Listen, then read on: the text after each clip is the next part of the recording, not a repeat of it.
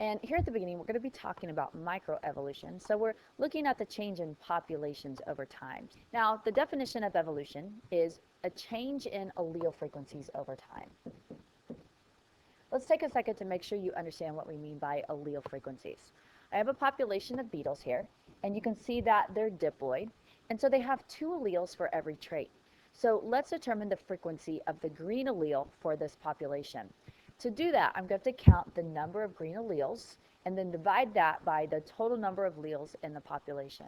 So if we count 1, 2, 3, 4, 5, 6, 7, 8, 9, 10, 11, 12, we find there's 12 alleles in the population. And then if we count the red ones, there is 8 of them. So we have an allele total of 20. So to calculate the frequency of the green allele, then we're going to take 12 divided by 20, and that gives us 0.6. And if we multiply that by 100%, then that gives us an allele frequency of 60%. To calculate the allele frequency of the red, then I can take 8 divided by 20, or I can just simply subtract from 100. So the allele frequency is going to be 40% for this population. So let's say 10 generations later, we go back and we take a look at the beetle population, and again, we count the number of green alleles and the number of red alleles. If we determine that the allele frequency is different, so let's say we have 55% of the alleles are the green alleles and 45% are the red alleles, then since the allele frequency has changed, then we say that evolution has occurred in the population. So that is all we mean by evolution, change in allele frequencies over time. Now let's assume that, once again, we started off with a population with a allele frequency of 60-40. And let's say 10 generations later, we take a look at the population. We still see that the green allele has a 60% frequency, the red allele has a 40% frequency. Then this is a situation we say that the population is not evolving. Now you need to be able to look at diagrams and determine whether evolution is occurring or not. And you're going to see that many times they're going to be giving you the frequency of the alleles. So again, to determine if a population is evolving, you just simply look to see if the allele percents are changing over time. So here's an original population. You can see that there's 4 different alleles that we're looking at, and we have a frequency for them. And it just happens to be even in this situation. So there's a change in the environment. We can see some individuals with certain phenotypes are eliminated. And if we look at this new population many generations later, you can see that the allele frequency is different. No longer is it 25, 25, 25, and 25%. So in this situation, yes, evolution is occurring. Let's take a look at some other diagrams. Now, I've seen on many AP questions where they're giving you allele frequencies, and they do so with a graph. So let's take a look at this first graph. It's showing you the frequency of this dominant A allele. And if you know the frequency of one, then you should know the frequency of the other one. You can just do some simple math. So for example, a question that we could ask you with this graph is, at 40 generations, what is the allele frequency of the recessive allele? So we know that if the frequency of the dominant one is about 0.3 or 30%, then that means that the frequency of the recessive one would be at 0.7 or 70%. But back to the original question, is evolution occurring since the frequency of the alleles are changing? Because initially we didn't have very many of the dominant allele, and we can see later on that it's being selected for. So we have many of those A alleles in the population and a lower frequency for those recessive alleles. So we can definitely say, yes, that evolution is occurring. Here's a graph that is showing us that no evolution is occurring because we have an allele, and we can see that its frequency isn't changing over time. If there's just 2 alleles for the trait, then we can assume that the other allele that's not shown in this graph is also not changing over time. And this is another diagram that's just showing you how we can represent the different alleles that a population has. You can see that we have 75% of this allele, 25% of this allele, and over time, we can see that the allele frequencies are changing. So yes, evolution is occurring. Here's another graph that's showing you the change in allele frequencies over time. So it looked like initially the allele frequencies were exactly the same, 0.5 and 0.5, which you can see right here. But then there was a change in allele frequencies. So it looks like this dominant allele was being selected for. The recessive one is being selected against, and it was becoming less common. So again, we see a change in allele frequency, so evolution is occurring.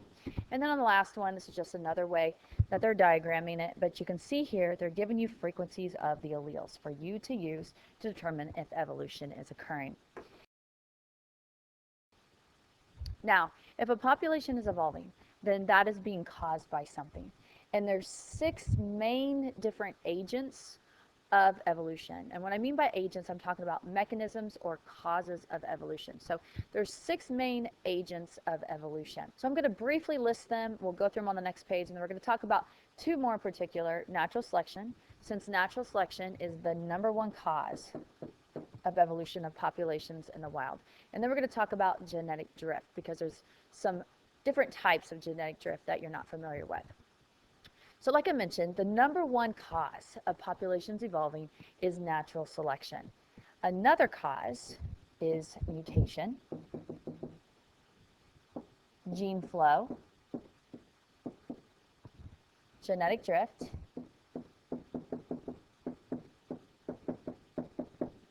sexual selection,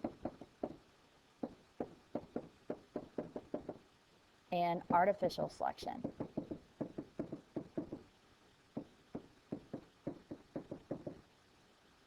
Now, eventually we're going to talk about some different types of natural selection. So that's why I have 4 lines coming off of natural selection. So different types of natural selection include stabilizing selection, there's directional selection, there's frequency dependent selection, and there is disruptive selection.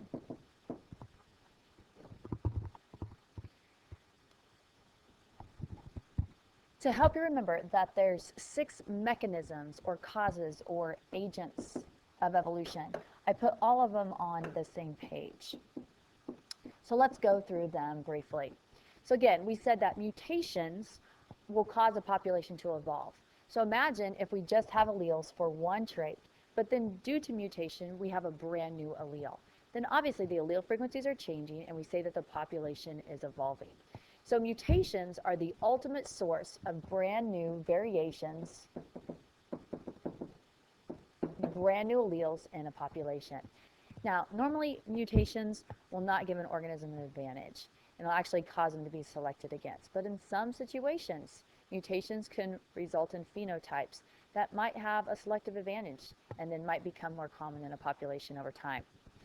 Again, the #1 cause of evolution is natural selection, and there's 4 parts to natural selection that must be met before this agent of evolution can cause a population to evolve. And every time I talk about natural selection, I'm going to emphasize these 4 parts of natural selection. In order for natural selection to occur, you have to have overproduction of a population. So that means simply there's more individuals born than can live. Second, there has to be some genetic variation between them. So there's going to be some slight differences. Third, there's going to be competition for survival, and the ones with the best traits are going to be able to outsurvive the other ones. And 4, they'll be the ones that have more reproductive success. They will mate and they'll pass on their traits to the next generation. And that trait, that adaptation, will become more common over time. And so will the allele that codes for that trait. So again, we can see a change in allele frequencies over time due to natural selection. Another agent of evolution is artificial selection. And so that's when we have changes in allele frequencies due to humans selecting which traits that we want to see become more common over time. So this is what the ancestor of corn used to look like. And so now, through artificial selection, our corn resembles more this type of ear corn versus that type of ear corn. And so we see artificial selection take place in plants that we used to produce food, animals that we use to produce food, and also animals that are domestic. So think of all the different breeds of dogs. That's all due to artificial selection. Another agent of evolution is sexual selection, and we have some other terms for that. We can call it non-random mating, or we can call it selective breeding. And in sexual selection, individuals that have a certain phenotype, they mate more often than individuals with another phenotype. And so then that phenotype that allow them to get more matings is going to become more common over time because more of that individual's alleles are going to make it into the next generation. Now, this leads to this idea, what's called sexual dimorphism. Di means two. So if you think about males and females of different species, sometimes they look drastically different. So different that sometimes they look like two different species. Like if you look at the male duck versus a female duck, there's a big difference in their phenotypes. This comes about because of sexual selection, and certain traits in the male are more attracted to the female, so they're becoming more common over time. Another agent of evolution is genetic drift. And genetic drift is occurring where there's a change in allele frequencies due to chance events that happen to a small population. Having a small population is a necessary criteria for genetic drift to occur. So anytime you see a problem and it's talking about a few members of a population or a small population, and there's a chance event like a landslide, a fire, taking out some alleles of the small population, you can see that since the population is small, it's going to lead to a drastic change in the allele frequencies over time. Then when you see those types of problems, you know they're talking about genetic drift. Now, there's two different types of genetic drift that we're going to talk about later on in this lecture. But again, I want to emphasize, has to have a small population. If there's a chance event taking out a few members of a population that has 2 million, then we're not going to see a change in the allele frequencies because the population is large. So you've got to have a small population for genetic drift to occur. And the last one is gene flow. Gene flow refers to the change in allele frequencies because of migration of individuals between two populations. So we can see that the allele frequencies would change if individuals are bringing in new alleles or taking alleles with them. Now, one thing I want to point out, we're going to emphasize this later on because this is an important concept to understand, is that these are the things that cause populations to evolve. So if there is no mutations, no natural selection, no gene flow, no genetic drift, no artificial selection, and totally random mating, then we would say that evolution is not occurring in that population. But if you think about it, does that ever exist in nature? Do we ever have these conditions where there's no mutations, no natural selection, etc.? And so since those conditions are seldom met in nature, then evolution is occurring in all populations. So now focusing on the number one cause of evolution, natural selection. And this was an idea that was proposed by Charles Darwin and another guy named Alfred Wallace. And they were both publishing their results, their ideas about natural selection around the same time. Now, natural selection leads to adaptations in populations. When we talk about adaptations, we're talking about features or behaviors that help organisms survive. Again, I mentioned that there are 4 principles that must be met for natural selection to occur. There always has to be overproduction, genetic variation, a struggle for survival, and differential reproductive success. So if you ever have to explain how a population is evolving through natural selection, then you need to make sure that you mention all 4 of these principles in your explanation. Now, let's focus a little bit on number 2 here, genetic variation. In order for natural selection to occur in populations, that variation that organisms have that is selected for, it has to have a genetic basis. They have to be genetic. And we've talked about how variations arise in populations, those that are eukaryotic and prokaryotic. So we talked about we get variations populations of eukaryotic organisms due to things like crossing over in meiosis, random fertilization of gametes, independent assortment of chromosomes,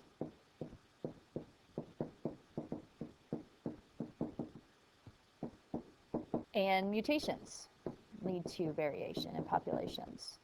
So these could be point mutations like substitution insertion, or chromosomal mutations like translocation, or even mutations that lead to aneuploidy, like monosomy and trisomy. In prokaryotic organisms, we know that new variations can come about even though they're asexually reproducing due to mutations, conjugation, transduction. Remember, think DACA virus is coming, so spreading of genes from one bacterial cell to another via a virus, and transformation. Picking up new genes and new alleles from the external environment. But I wanted to bring these up because you're going to see evolution questions related to variation. And we're going to talk about some additional things that lead to variation and maintenance of variation in populations. I want to talk a little bit more about differential reproductive success because those that are surviving are going to have more offspring. So that's what I mean by differential reproductive success. We say that these individuals are going to be more fit. I just want you to be familiar with that term. Fitness in nature is a measure by one's ability to pass on genes to the next generation. So sometimes when we think of fitness, we think of how fast or how strong an organism is, but fitness in nature is how many alleles you pass on to the next generation or how many offspring you have. So a rabbit that has 8 offspring is going to have greater fitness than a rabbit that doesn't. It doesn't matter how fast the rabbit is or how strong the rabbit is. Fitness is a measure of reproductive ability. So let's take a look at an example AP type question here and how, if you understand the 4 principles of natural selection, then the answer should be really easy to find. So take a second to pause and see if you can come up with the correct answer. Now, I don't like option A because we have a fungus that is virulent, which usually means deadly.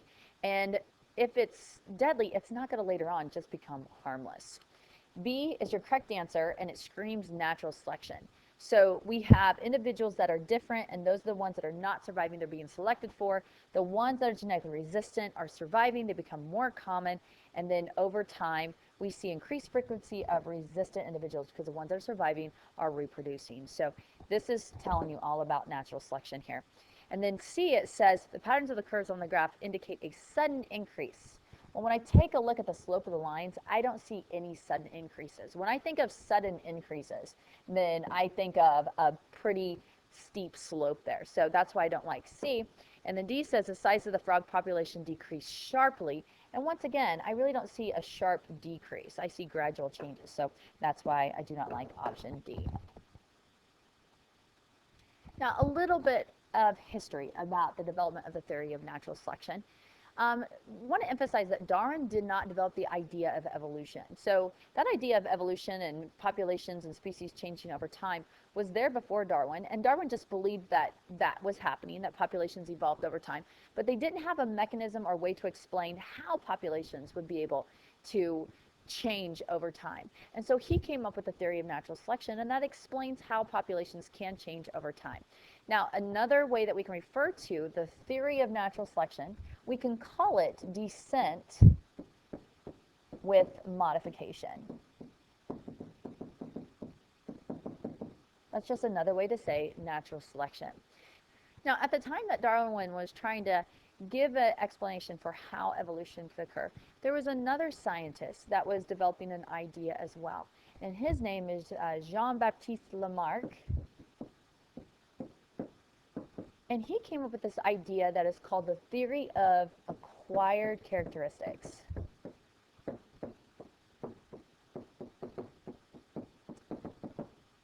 And this theory is not currently accepted, but I wanted to teach you about it because sometimes when you're looking at answers to these AP type evolution questions, you'll read an answer and you'll be like, oh no, that's more like what Lamarck would suggest. And we know that is not how populations are evolving over time. So let's compare how Darwin would explain how giraffes got longer necks over time due to natural selection, and how Lamarck would explain how longer necks came about in the giraffe population.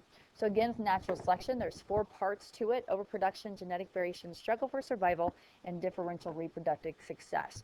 So Darwin would explain that we always have more giraffes born than can be supported in that environment. And we see that out of all the giraffes in the population, they're going to show some genetic variation. They're going to be different because they sexually reproduce. And they're going to have to compete with each other for limited resources. There's only so much food to eat. And so the ones with the best traits are the ones that are going to survive and reproduce. So Darwin would argue that the ones that have the longest necks, those are the ones that are going to survive better because they can get more food from the tops of the trees. And those are going to be the ones that reproduce and they pass on these alleles for long necks to the next generation. Now, if we take a look at Lamarck's idea, is he believed that individuals had a desire or a need for a specific trait. And so they would try to use their body structures in a way to meet that need. So imagine leaves being high up in a tree, and the giraffes are stretching their necks, trying to reach the leaves. And as a result, their necks become slightly longer because of all the stretching that they do. And then he believed, though, because they got slightly longer necks, they acquired that characteristic, then they were able to pass that on to the next generation. And we know that's not exactly how it works. You cannot just acquire new alleles through use of body structures in a specific way. But we do know, though, that there are things that you can do during your life that would affect not the genes that you have, but actually the expression of the genes that you have. You can't pick up new genes in your life, but you can change whether those genes are going to be expressed or not, and you can pass that on to the next generation. So Lamarck wasn't too far off in his idea of acquired characteristics. Now let's get into the different types of natural selection before we talk about any of the other agents of evolution here. So we have directional, stabilizing, disruptive, and frequency-dependent selection. Now, if we have a change in environment, then different phenotypes, different alleles, can end up giving an organism an advantage or a disadvantage. So some terms that you need to be familiar with. If a phenotype or an allele increases the chance of survival, then we said that that phenotype or that allele is selected for.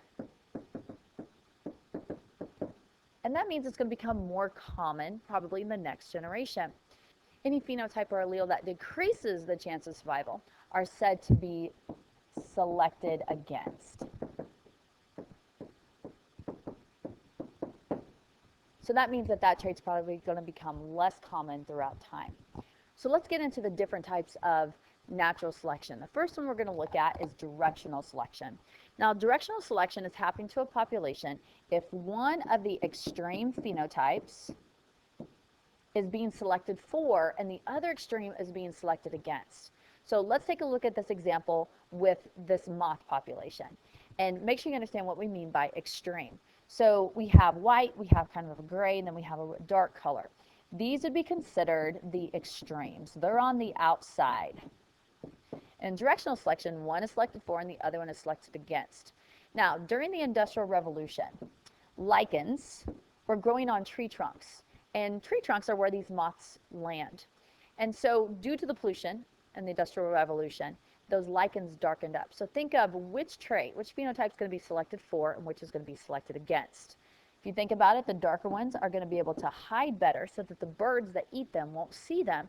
So dark is going to be selected for, and we would say that white is going to be selected against. So it's become less common. The alleles for dark are going to become more common. So whenever we look at the change that's occurring, we're going to see less of these alleles that code for lighter color, and we see more of the darker ones. So since we're kind of shifting towards one direction, then this is called directional selection. Another type of natural selection is called stabilizing selection, and this can also be called the heterozygote advantage. So in this situation, the intermediate, the middle, is being selected for, and both extremes are being selected against. Now, an idea related to heterozygote advantage or stabilizing selection is whenever the middle is being selected for, this is going to lead to what's called balanced polymorphism. Poly means many. So what we mean by this is we are maintaining just more than one allele in the population. So if balanced polymorphism is occurring, then we're having the maintenance of two alleles in the population. So let's look at an example with sickle cell anemia. Now, in areas that are affected by malaria, individuals that are homozygous normal for sickle cell, so that means that they make normal red blood cells, they are more likely to contract malaria. So let's indicate they're picking up malaria, and so they're being selected against. Now, individuals that are homozygous for sickle cell are also being selected against because they die simply due to complications of having red blood cells that have this sickle shape. Individuals that are heterozygous have the advantage. So no, heterozygote advantage. They're being selected for. And the reason why is they don't show symptoms of sickle cell, and they're not contracting malaria at a rate that those that are homozygous normal can.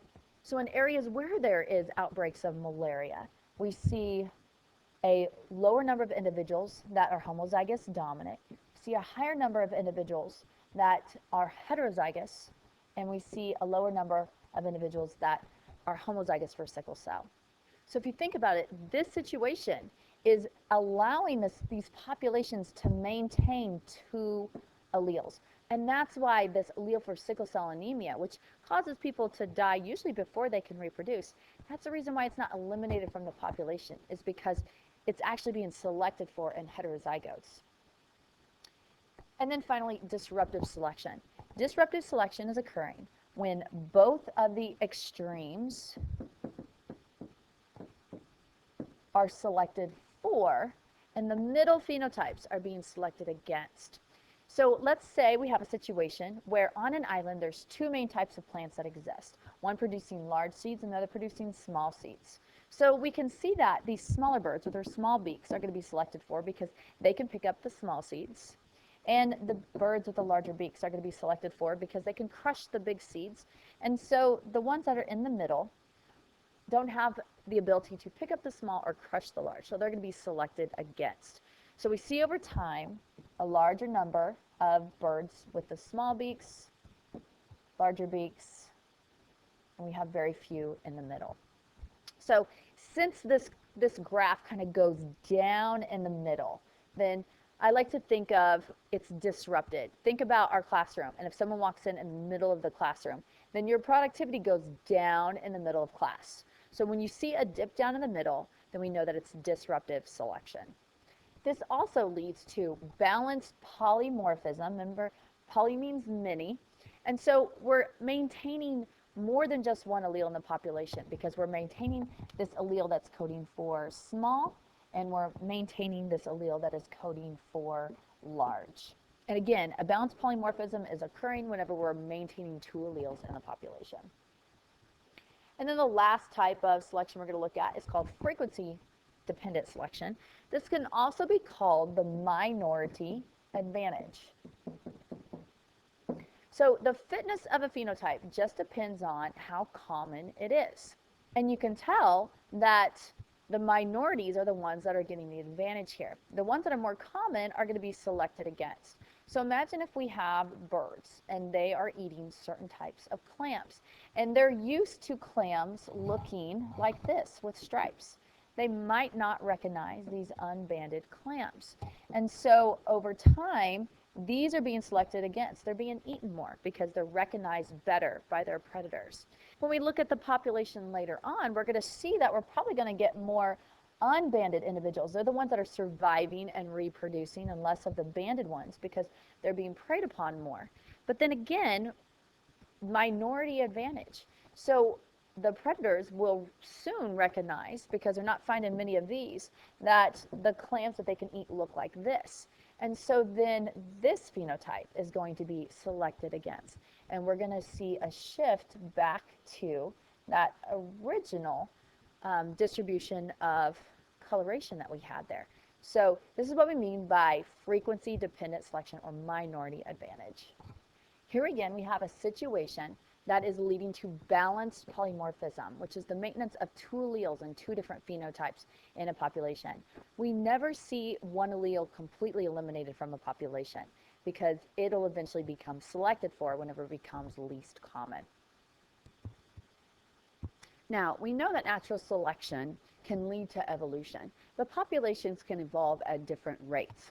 And you need to understand that populations that have shorter generation times, which simply means populations that can rapidly produce the next generation, and those that produce more offspring are going to have a higher rate of evolution than populations that have longer generation times and produce fewer offspring. So let's compare bacteria to a species like elephants. We know that bacteria can reproduce sometimes every 20 minutes or possibly 40 minutes. So it takes 40 minutes to get the next generation. So we say that they have very short generation times. compared to an elephant or even humans. It can take us up to possibly 16 years to get the next generation of humans. And then for them to be able to reproduce, it would take an additional 16 years. So we say that bacteria have very short generation times, whereas elephants have very long generation times, or humans have very long generation times. So here's a list of organisms that have low reproductive rates and long generation times. And that means that they're going to be slow to evolve through natural selection. You can see here that polar bears, they only reproduce every 3 years. Orangutans only reproduce every 6 to 8 years. And if you notice, many of these organisms that are on this list here are organisms that are considered endangered. It's just because they don't have high reproductive rates. Down here, we're looking at organisms that have high reproductive rates, and they have very short generation times. Cats can reproduce 12 offspring per year. Cane toads can release 2 different batches of eggs, and each batch can have tens of thousands of eggs in it. So we can see that they have really high reproductive rates. And we're looking at organisms here that can evolve very quickly, and they're usually not endangered. Now we know it takes time for all populations to evolve through natural selection, even those that have short generation times and high reproductive rates. If a change in the environment is gradual, then all populations can evolve over time through natural selection. However, when there's a change in the environment and it's very abrupt, then we don't have time for populations to evolve. You're simply going to see a decline in the population number due to this event. So understanding these concepts should be able to help you answer questions like you see here. So take a second to pause and see if you can come up with the correct answer. Because there is an abrupt or quick change in the environment, so we have the sudden flash flood, that's not going to give the salamander population time to evolve through natural selection, because it takes many generations before we can usually see changes in a population. So your answer on this one is going to be B. Because there's a sudden change, then we're just going to get a drop in the salamander population. We're not going to have salamanders that can see in muddy waters, just within a couple years of a flash flood event. Now, we've already mentioned that natural selection leads to adaptations. And oftentimes we think of adaptations as being features that help an organism survive, like sharp claws and pointy teeth and more fur. But adaptations just don't have to be features. They can also be behaviors that have a genetic basis that can be passed on to the next generation. For example, bird songs. Part of their ability to sing a certain song is actually genetic. And then another component of it is what they learned from the other birds in the environment. So there is a genetic component to that type of behavior. Even abilities that have a genetic basis, they can become more common over time through natural selection. So adaptations can be anything from features to behaviors or abilities that can be passed on to the next generation. So here's some examples of some adaptations. You should always know a couple examples of these in case you have to give one on an AP exam. Seals have 3 times the amount of hemoglobin. Remember, hemoglobin carries oxygen. They have 3 times the amount of hemoglobin in their red blood cells compared to other mammals, and allows them to carry more oxygen. If you think about that, seals have to dive into the water and get food. So the ones that had the most hemoglobin can carry the most oxygen and can stay underwater for a longer period of time, and it can acquire more resources. So they're more likely to survive and reproduce and pass on these genes related to the amount of hemoglobin in red blood cells. Now, I added this graph because it's related to what we just talked about here.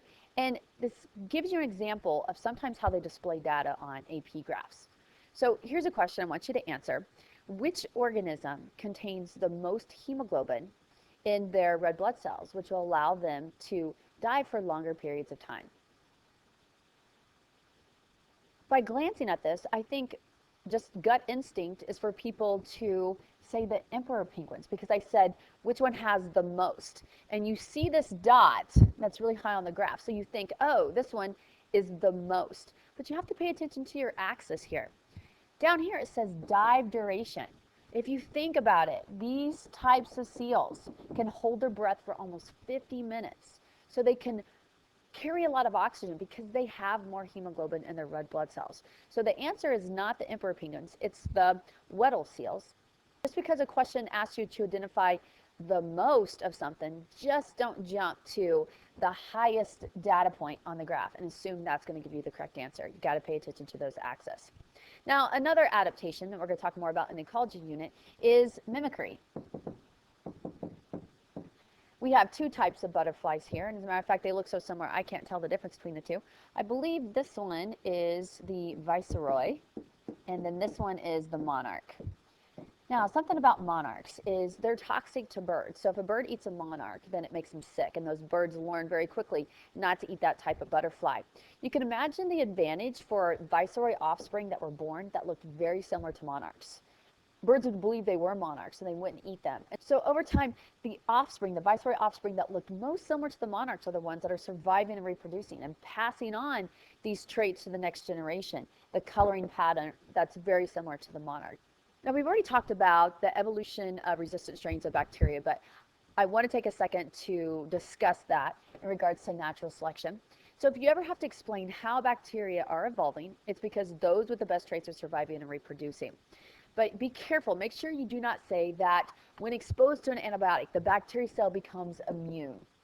That is not possible. They do not have immune systems. Immune systems utilize B cells and T cells that will move around inside the organism and destroy antigens. So we do not want to say that bacteria cells are becoming immune. Another mistake that I see students make is they say that some bacteria are able to fight off the antibiotic, and now because they did that, they're stronger, they're resistant. That is not the case.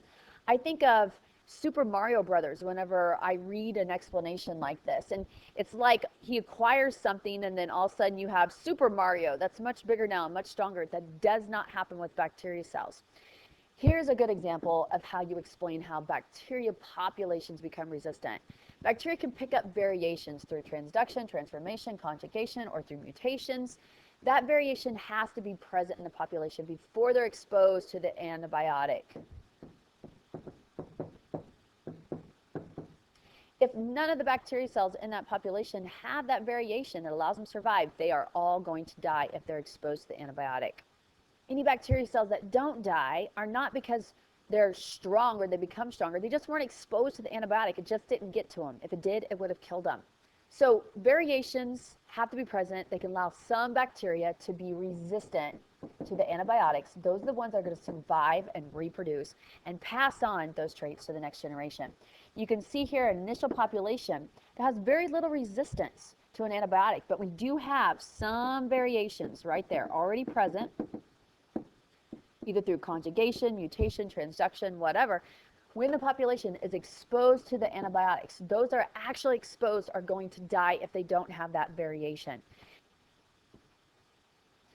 Now, in order for natural selection to occur, we have to see variation in population. So the strong survive and the weak are selected against. So this is a necessary component for natural selection to cause the evolution of populations. We've already talked about different ways that variations are introduced into a population. With eukaryotic organisms, that happens through meiosis and the independent assortment of chromosomes, random fertilization of gametes, crossing over, and mutations.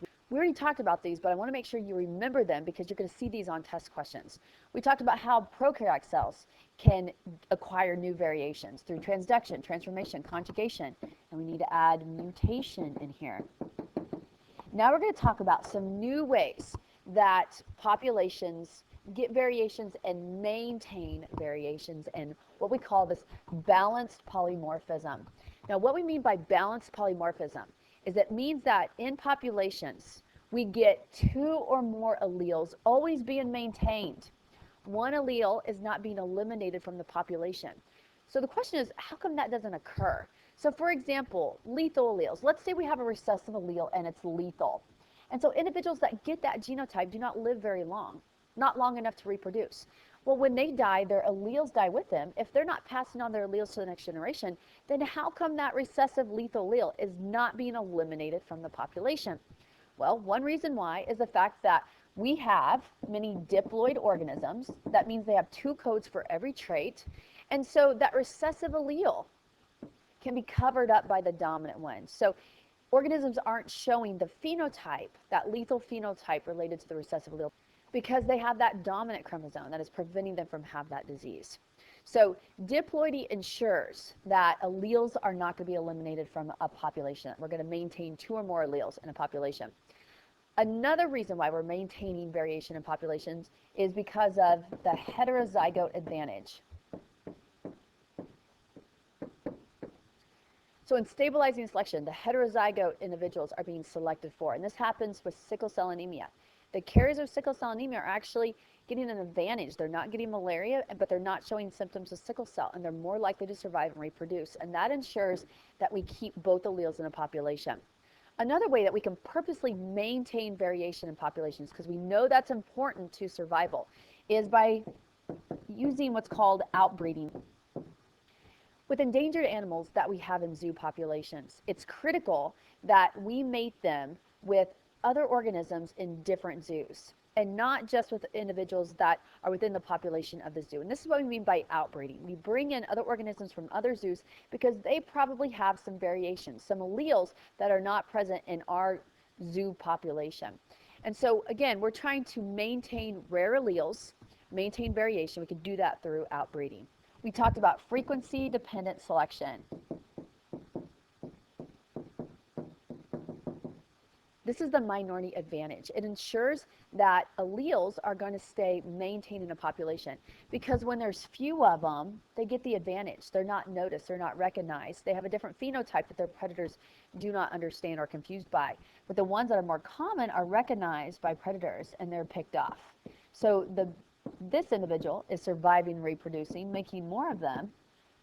And so we see this increase in the frequency of this specific allele. Now, all the A's aren't going to be picked off or eliminated, because when they become low in number, then they have the minority advantage. And now the ones that have a higher frequency are going to be selected against. And then the A's are going to repopulate. So we can see that we're maintaining both alleles due to frequency-dependent selection. Here's an example of a question where you have to understand how variation is maintained in populations. So if you understand those ideas that we just discussed, so take a second to pause and see if you can select the correct answer. The answer to this one is B. Because we have diploid organisms that carry 2 alleles for every trait, we're able to maintain 2 or more different alleles in that population. By this point, we've covered specifics related to natural selection, and now we're going to get into 2 different types of genetic drift. And I'm not going to recover again the other 4 agents of evolution that can cause populations to evolve. They're all together on that page where I indicated all 6 of them, and you can go back and review how these different agents can cause the evolution of populations. But let's take a closer look at genetic drift. Genetic drift can cause populations to evolve when there's random changes to a population, or there's chance events that drastically change the allele frequencies of a small population. And I want you to circle this, because in order for genetic drift to occur in a population, the population has to be small, or it has to be reduced to a small population size. So anytime you see a question that's talking about a small population, and you can see answers are related to the agents of evolution, you know the answer is going to be genetic drift. Think about it. If a population is large, then a random event, a chance event, is not going to significantly change the allele frequencies. So if you have a population of 1 million individuals with big A and little a alleles, and 10 of them were eliminated by a chance event, then our allele frequencies aren't going to change, because we're eliminating 10 out of 1 million. So it has to be a small population.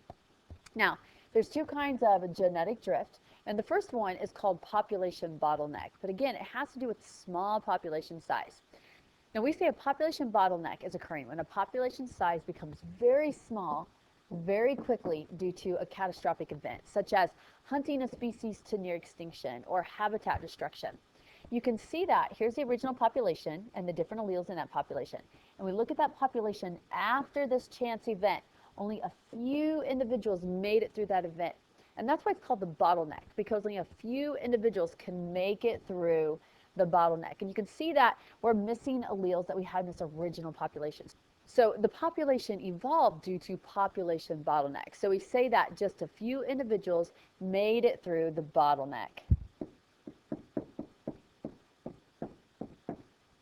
This is a occurred in populations that we have hunted near to extinction. Kind of sad, but we had northern elephant seals and we hunted them so there was just 20 individuals left in the entire planet. And their population has since increased since they became protected to about 30,000, but there's much less genetic variation because we hunted them to near extinction. So the population evolved due to population bottleneck. Now let's take a look at the second type of genetic drift, and this is called the founder effect. Now, the founder effect is occurring when we have allele frequencies changing in a population because some members of that population leave and they form this new colony of individuals, and their allele frequencies are going to be different from the population of origin. So here we have an original population. We have those alleles occurring in their frequencies. Let's imagine that these individuals leave and they move to an isolated area and they colonize this area. We're only going to have individuals with these alleles as this population grows. So we see that the allele frequencies have changed, but it's due to the founder effect. And if these populations remain small and isolated, again, that characteristic of small, then we see that they're going to have allele frequencies different from the original population. So we say evolution has occurred in those populations due to the founder effect. Now, lots of times we'll see isolated populations, and in those populations, we'll see a high occurrence of rare diseases. And this can happen because when those individuals move and recolonize a new area and form their own isolated population, they're going to take alleles with them at a different frequency than what they were in the original population. So we can see here, the allele frequencies are changing. So we see that evolution is occurring because anytime we have changes in allele frequencies, that's evolution. But it's because these individuals that left, their alleles are being represented in this new population at a different frequency. So the allele frequencies of the new colony do not match allele frequencies of the original population. So evolution is occurring because of the founder's effect.